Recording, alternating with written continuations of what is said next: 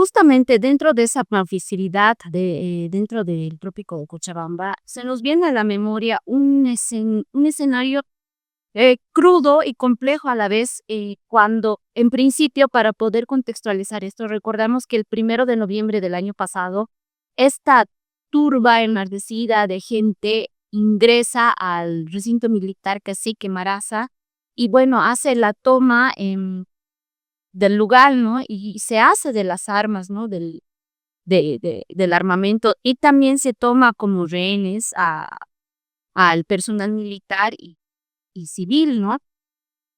Y se habla muy por dentro como esta espina que todavía ha quedado a lo largo de la historia sobre el destino de los esposos Andrade en el año 2000, que tú recordarás y recordarán ambos que es algo que perdura en el tiempo, pero que a la vez no ha quedado en nada porque se esfumó, ¿no? Y es como el fantasma que ronda la impunidad dentro del Chapare. En este ampliado donde se decidió la muerte de los Andrade.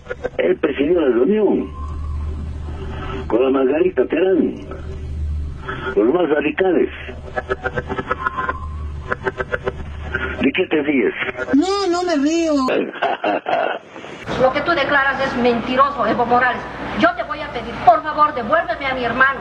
Mi hermano no te hizo nada, simplemente cumplía su función, estaba vestido de civil y acompañaba a su esposa Ibir Garzama a ver a su hermano enfermo. Yo te voy a calificar a ti como un sicario de cuello blanco. Eres un asesino con licencia. De todas maneras, estamos en la obligación de investigar y el gobierno tiene todos los mecanismos.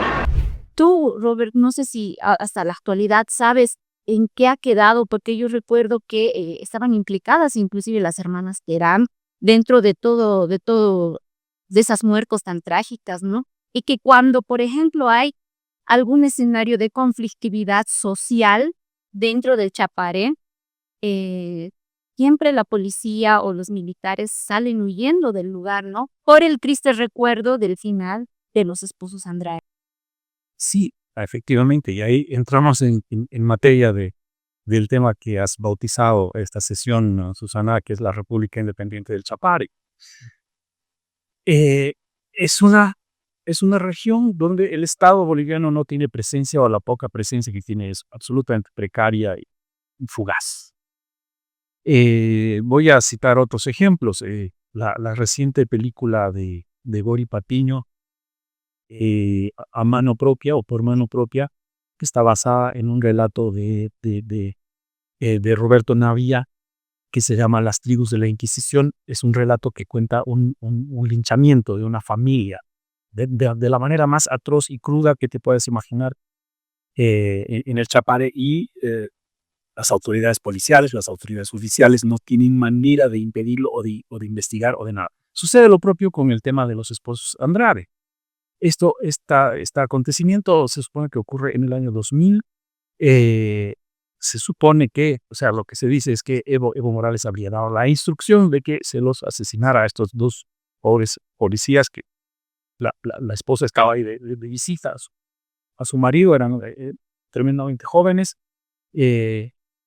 Evo Morales siempre se ha jactado de que no se cae una hoja de un árbol en el Chapare sin que él se entere, ¿no es cierto? Entonces no puede no haber sabido lo que estaba sucediendo, mínimamente. Y justamente sobre eso hay una entrevista que dio el finado Filemón Escobar, ¿no? Fundador del movimiento socialismo.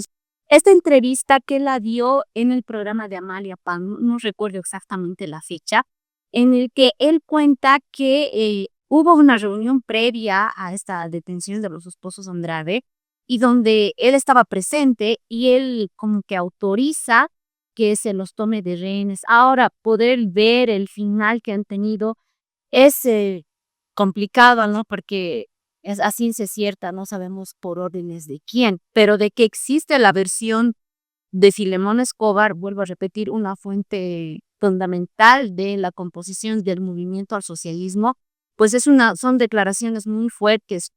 Vladimir, sobre esto, Evo Morales ha hecho de el Chapare como su bastión de respaldo y de resguardo a lo largo de los años. Pero aquí hay algo paradójico también, ¿no? Porque si bien es cierto que es su bastión de lucha y de protección y todo eso, también está pues apartado, es que se podría decir escondido, y para cualquier aspiración electoral eso como que le impide poder salir de ese aislamiento y poder exteriorizar, ¿no?, sus intenciones electorales.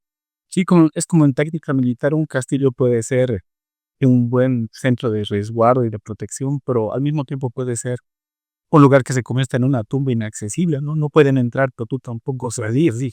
Claro, a eso hay que tomar una variable importante, complementando lo que decía Robert. La concepción del Estado como una comunidad política que concentra el poder y controla un determinado territorio tiene mucho que ver con el Estado europeo. El Estado boliviano ha tenido históricamente otras características. Es un Estado muy regionalizado en lo cual existen poderes locales y los actores sociales y políticos no necesariamente obedecen al Estado y al gobierno, sino que se enfrentan, negocian y acatan, pero de una manera bastante compleja. Esa es la historia del Estado boliviano, de ahorita, desde siempre, claro, ¿no? Y claro, cuando uno ve lo que está pasando en el Chapare, ve que hay una coherencia estructural dentro del Estado, pero en el Chapare hay ciertas características y ciertas variables. Por un lado está que con el gobierno de Evo Morales, con los 3 gobiernos de Evo Morales, el Chapare es una de las regiones más privilegiadas en todo sentido. Y antes también. Sí, sí, pero como él ya es presidente, creo que eso se multiplica de manera notable. Y pese a esos abusos, pese a ese autoritarismo, pese a esa representación de warlord gamonal que él mismo se da y que es común en nuestro país, creo que eso habría que valorarlo ya ahora, pero creo que por muchos años la población del Chapare ha sobrellevado esas condiciones, esos efectos negativos por enojamiento de las situaciones económicas. La dirigencia sindical ha apoyado hasta cierto punto incondicionalmente a Evo Morales, se lo ha consolidado como presidente de las 6 federaciones mientras era presidente, y era porque no solamente se beneficiaba el partido, no solamente se beneficiaba el movimiento, no solamente se beneficiaba el sindicalismo cocalero, sino también la región en todos los sentidos. Una de las claves para entender la disputa entre el racismo y el levismo a nivel ya no de personalidades es entender en qué medida las organizaciones sociales que apoyan a Luis Arce no quieren que los cocaleros del Chapare vuelvan a tener ese lugar privilegiado porque lo quieren ocupar ellos. Entonces son varios factores que están en juego en esta problemática, en esta dinámica.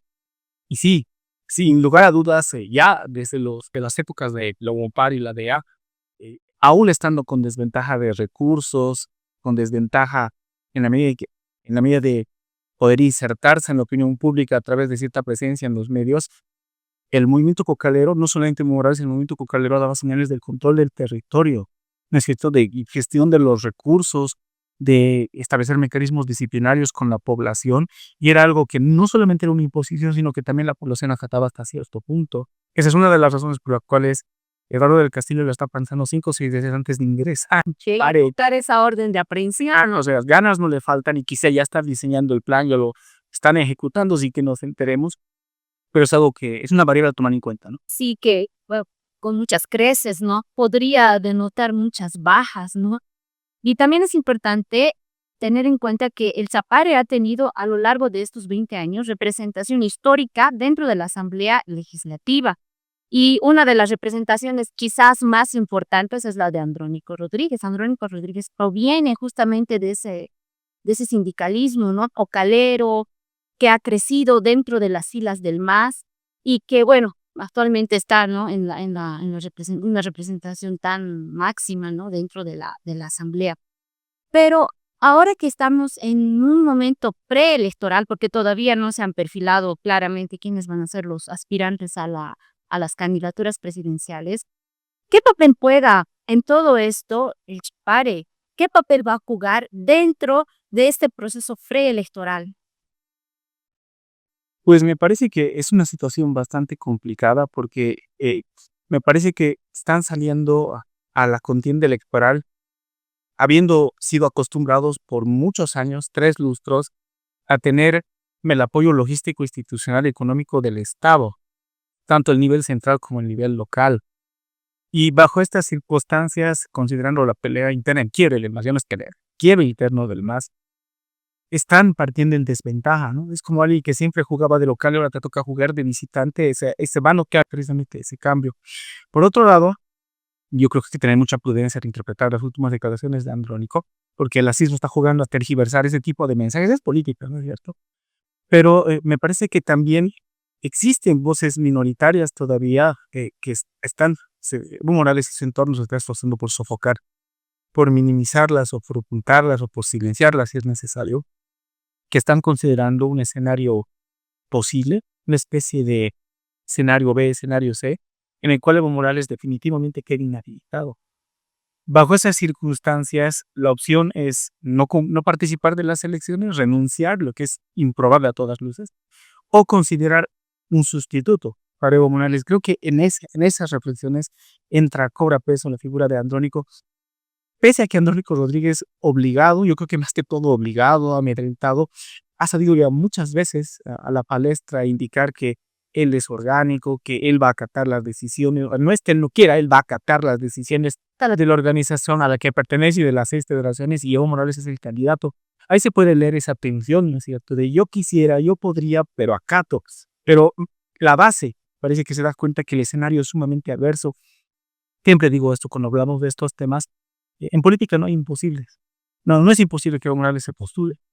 Tampoco es imposible que Andrónico Rodríguez sea el candidato de la facción evista, del más Evo, del más pueblo, no sé cómo se vaya a llamar esa. Inclusive del partido del ex gobernador de La Paz, que creo que ya están teniendo negociación con PAC. Sí, imposible, no es imposible que Revilla termine siendo la cabeza de la oposición, no creo que sea imposible, pero es altamente improbable.